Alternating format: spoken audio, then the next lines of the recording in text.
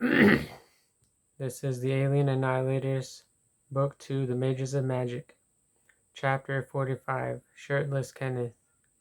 So the four of them set out on their eastward journey once more.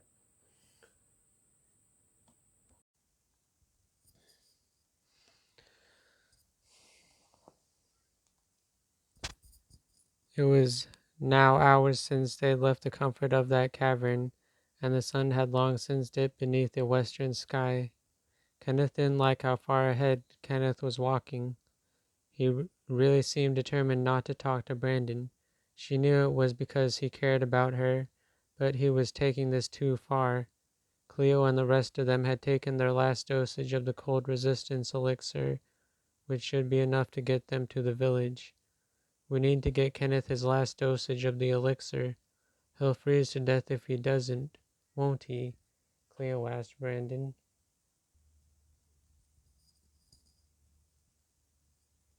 Don't bother. He told me last time that he wasn't taking another drop of this crap.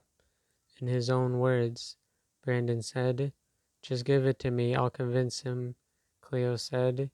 So once Cleo had the canister in her hands, she hurried ahead to find Kenneth. It took her a while, and she almost lost track of him, but when she crested a hill she saw him walking in a very odd way, like he was having difficulty staying up. Oh no, is he all right? But when he fell down she knew something was wrong with him. She ran down the hill until she was finally at his side. She turned him around and saw frost all over his face. Oh no, I waited too long. Just look at him.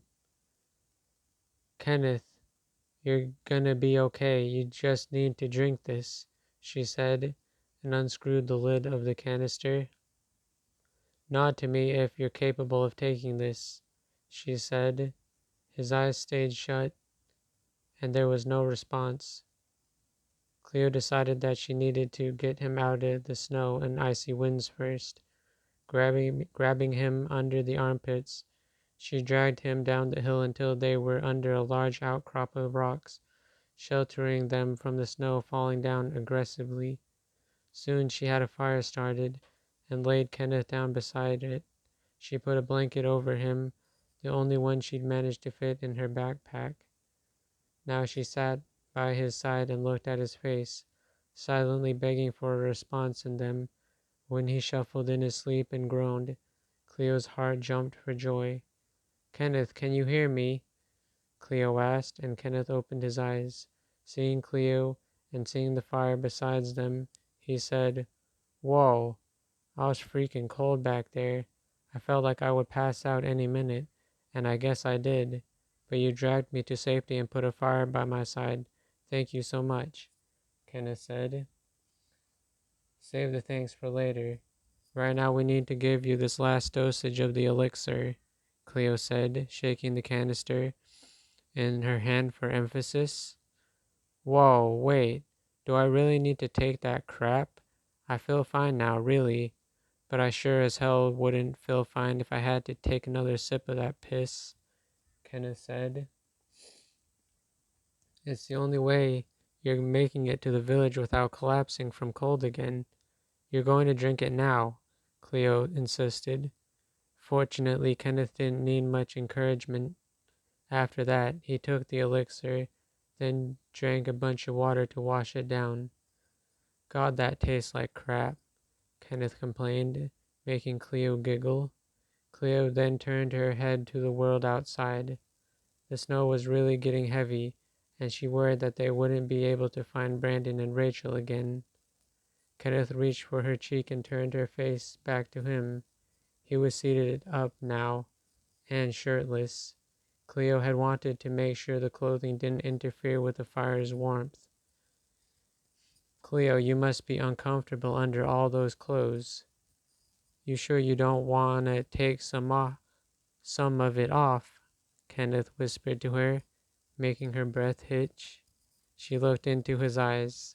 Maybe you should do it for me, she managed shakily, making him smirk. She lifted her arms, and Kenneth pulled her shirt over her head until all she wore was a bra. She slid under the covers with him and lay facing him, tracing lines on his chiseled chest. "What now?" Cleo whispered, her eyes now looking into his. Kenneth leaned his head forwards and kissed her passionately, and soon all their clothes were off and they were making love beside the warmth of the fire.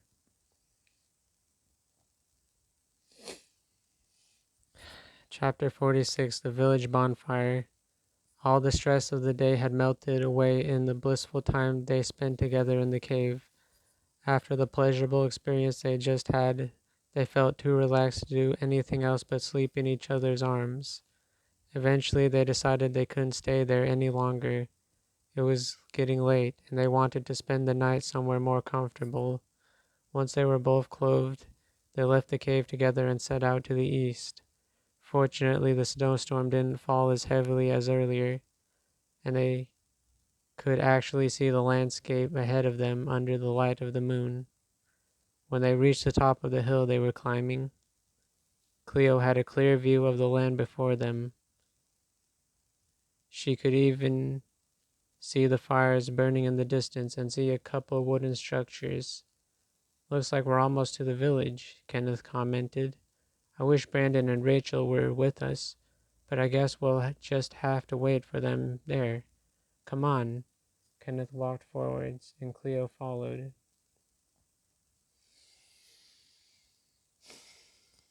They arrived at the village safely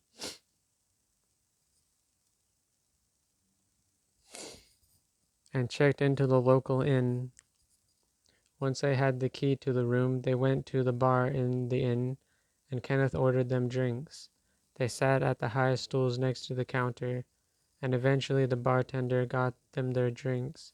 He looked like a friendly enough guy, and Kenneth asked him what they could expect to see whilst in the village.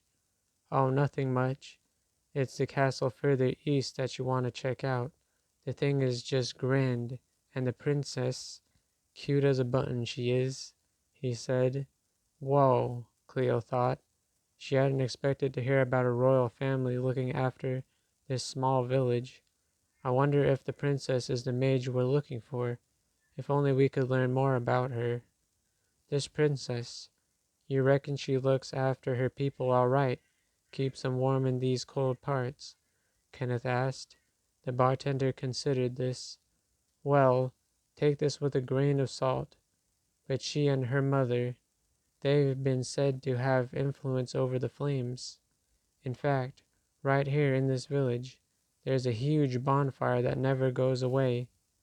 It don't need fueling, don't need anyone watching over it, nothing. Whatever the queen's doing to the massive thing, it's keeping the whole village warm." Aha! Cleo thought. Her suspicions had been correct. Not only did the queen play a significant role in the village, she also had the magical might to help her fulfill her role, to keep her people safe and keep them warm against the cold. There is currently a dire issue that the village is struggling to cope with, unfortunately, but we'll save that for another time. Go ahead, drink your beverages," the bartender said, then went to serve another customer.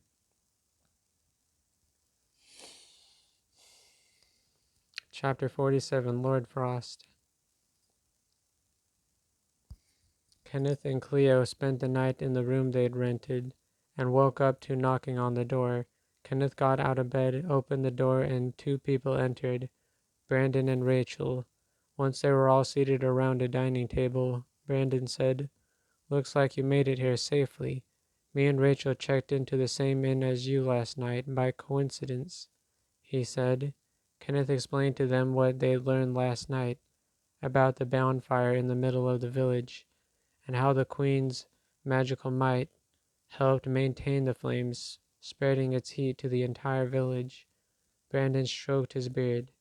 "I suppose there would be somebody who definitely exercised magic to protect the village. Let's go to the castle right now, see if we can get more information about what this queen is capable of."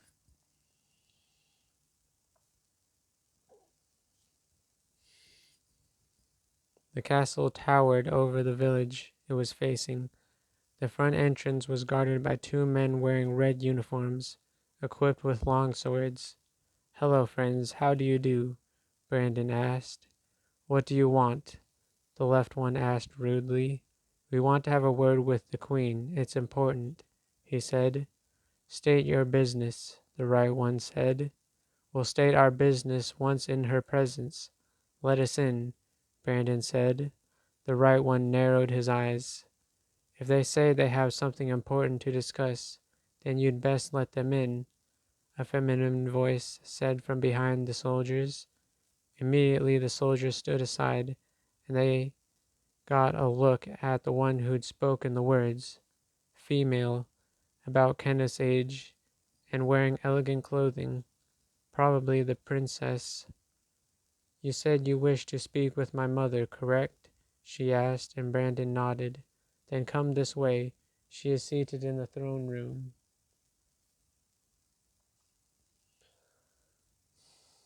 The princess led them down a large hall with exquisite decorations and up two flights of stairs. Before them now stood double doors that almost reached the ceiling. They had to wait a moment, but eventually the doors opened and a couple common folks walked out. "It's your turn. Come on," the princess said. She'd called herself Madeline, and the queen Circe. They entered the throne room, and before them sat Queen Circe, ruler of the Frostlands village. "Mother, these outsiders wish to have a word with you," Madeline said, and the queen nodded. "Please come closer, friends, and do not worry, formalities will not be necessary," she said. So the four of them stepped forwards until they were just below the dais Queen Circe was raised upon. "It's true we have a matter to discuss, but firstly I spoke with an innkeeper the other night, and he spoke of a threat you are struggling to cope with." "Any idea what he's talking about?" Kenneth asked the queen. "Why should I tell you? Are you here to help?" the queen asked him. "Depends. If we help you with this threat against the village, do you think you could help us with something?" Kenneth asked, and the queen sighed. "Very well. We'll need all the help we can get against that wretched ice wizard from the north," Queen Circe muttered. "The threat he spoke of calls himself Lord Frost, a dark wizard from the north bent on taking the Frostland's crown for himself. He's infiltrated the village numerous times, and has even made it to the heart of the village, where my magical bonfire provides warmth to all who reside in the village boundaries. Every time it's the same. Speaking through a megaphone, he demands that I forfeit the crown and let himself and my daughter rule as husband and wife." Circe shuddered at the thought of that creep coming anywhere near her daughter. "By the time my soldiers reach the bonfire, he is already long gone. He gives me 5 minutes to reach the bonfire and forfeit the crown to him, and swears every time that if I do not come personally and hand him the crown, he will turn the village's heart into solid ice and let its inhabitants suffer a slow, miserable death against the consequent cold," Queen Circe said miserably. "Oh my gosh," Rachel said fearfully. "One day the soldiers won't make it on time to chase him off. One day this village will freeze over and everyone in it will die." Queen Circe's eyes went wide at the thought of that. So Kenneth quickly spoke. "Don't listen to her, Circe. Lord Frost will not fulfill this dark desire while we're still alive and breathing. We will do what we can to bring this man to justice. You have my word," he assured her. "Oh, thank you. It would mean the world to us all if you could do something about this menace. I wish I had more information to provide, but if you travel to the north of here, you may be able to track him down. Please capture him and bring him here, and I will provide any reward that is asked of me," Queen Circe said. Chapter 48 The Ice Palace. With that, the party set off to the north, still not sure what they were looking for. However, they eventually saw a large icy structure in the distance, about the size of a mansion. It stood at the top of a tall hill. Brandon sniffed the air. Magic was definitely used to make this structure. I'm sure of it. This must be the ice wizard's hideout. It's pretty huge, Brandon commented. As they continued their walk towards it, Kenneth asked, "So, do we have a plan?" "Well, we'll definitely need one against someone as powerful as Lord Frost. I believe flame is what will give us an edge against this guy. Sadly, flame magic isn't my specialty. I assume our friend will be able to extinguish anything I produce with the wave of a hand," Brandon said. "So we're not much of a match against this guy, that's what you're saying, right?" Rachel asked, but they ignored her. "You think it's possible to catch him by surprise? Maybe knock him in the head with something?" Kenneth asked. "Well, that would mean only one of us entering to increase the probability of not getting caught. Any volunteers?" Brandon asked the group. Cleo and Kenneth stayed silent.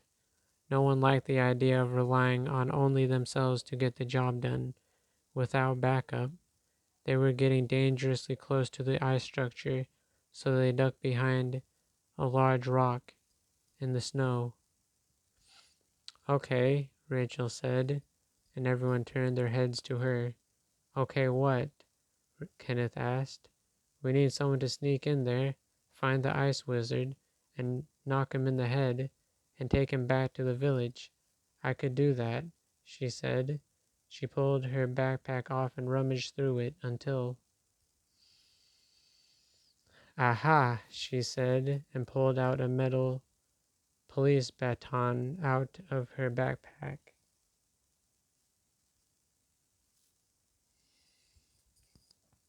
Chapter 49 The Lord Frost Knockout Mission. Rachel took a deep breath. "I got this," she thought. From her former position behind the rocks, she'd sprinted through the open snowfield until she was crouched right beside the entrance of the icy structure. Standing up, she leaned her head towards the opening in the ice and looked inside. She saw an open room with stairs leading to the second floor. She didn't even know where to start. She heard something crack from inside and quickly pulled herself back into cover, listening for more noise.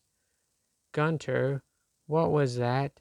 You'd better not have broken another one of my dear grandmother's vases," a grumpy voice said from inside. She heard footsteps sound from inside. Then the man gasped. "I knew it. When will you learn, Gunter? How many lashings do I have to give you?" Lord Frost said. All the response he got was quack quack. Was he talking to a penguin? "Come along, Gunter. It's time I taught you a lesson. Again," he said. Rachel risked a peek inside and saw an old man dragging a short penguin by the fin up the flight of stairs. He went into the room on the far right side. Quickly, Rachel walked inside, up the stairs, and went to stand beside the door Lord Frost and his pet had went into. Quack, quack. Rachel heard Gunter crying out in protest. "I'm sorry, Gunty, but you need to be taught a lesson. Just 9 more lashings. So stay still." Rachel flinched when she heard the next lashing. It sounded like he was hitting the poor thing very hard. Rachel wanted to storm in there and kick the guy's butt, but she stayed still. Rachel counted 10 lashings, and immediately footsteps came right towards the entrance of the room. Rachel looked around desperately for something to hide under. Finding an armchair in the walkway next to the second floor guardrails, she ducked under just as the penguin went waddling out, squealing in pain. "Oh, Gunter, don't be such a wuss," Lord Frost said, and exited the room after Gunter. He scanned the walkway idly until his eyes settled on Rachel under the armchair. You, what are you doing? Come out. Rachel acted quickly. She slid out from under the chair and hit him in the shin with the baton. He cried out and fell on his bottom on the ground. Rachel stood up from the ground and swung the baton at his head. Almost. The man swung his arm out and gripped Rachel's wrist. She cried out as icy tendrils began to climb up her arm, threatening to freeze her to death as it made its way to her head. She saw a laser hit the ice wizard. The ice wizard cried out in pain and released his grip on Rachel. Her right arm felt really stiff from the ice, so she quickly swapped the baton to her left arm and swung it at the ice wizard's head, and he fell to the ground unconscious. Looking behind her, she saw Cleo climbing the steps quickly and running to her. She wrapped her in a hug Rachel was only half prepared for. They broke the embrace, and Cleo inspected Rachel. Dang, that guy got you good, she said, seeing the ice on Rachel's right arm, which was white with frost and had tendrils of ice running all the way up to her shoulder blade. Just a scratch, nothing I can't handle. I just wish I could move the darn thing, she said, and tried to lift the arm in front of her with limited success. We need to get to the village.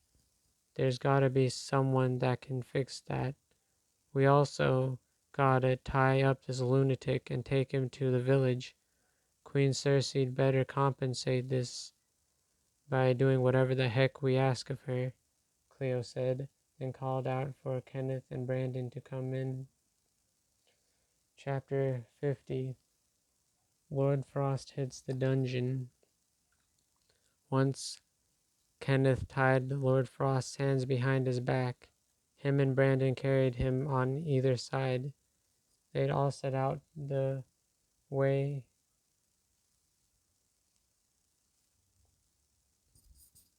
they'd come from after that, back to the Frostlands village. When they made it to the village and walked towards the castle, 2 guards saw the men they were carrying and rushed to their side. It was the same soldiers from earlier that day. We'll take him from here, one of them said, and once the unconscious ice wizard had changed hands, the men rushed ahead and into the castle. There was probably a dungeon in the castle to lock him up in, Kenneth thought. Well, what are you waiting for? I gotta get my arm fixed by some of the fire voodoo they got going on, Rachel said impatiently. So they all went through the entrance to the castle grounds. The princess was seated on the steps leading to the castle entrance and stood when she saw them. My men have just informed me that Lord Frost has been captured and put in their custody. Thank you so much. Anything you wish for, my mother will provide. Okay, then fix my arm, Rachel said, and Madeline finally noticed the ice tendrils clinging to her right arm. She stepped forwards and placed a hand on her forearm. The ice slowly melted away, leaving steam drifting into the air. Eventually, Rachel's arm looked good as new. Holy crap, how'd you do that? Rachel asked in surprise. Madeline began to answer, but Kenneth interjected. It's the same magic that keeps the heart of the village burning, isn't it? Madeline began to answer that, but Kenneth interjected again. We need to have another audience with the Queen and discuss the powers you and her share. It could play a great part of the quest me and my friends have undertaken. Please lead the way, Kenneth said. So Madeline turned and walked through the castle entrance, with the 4 of them following closely behind.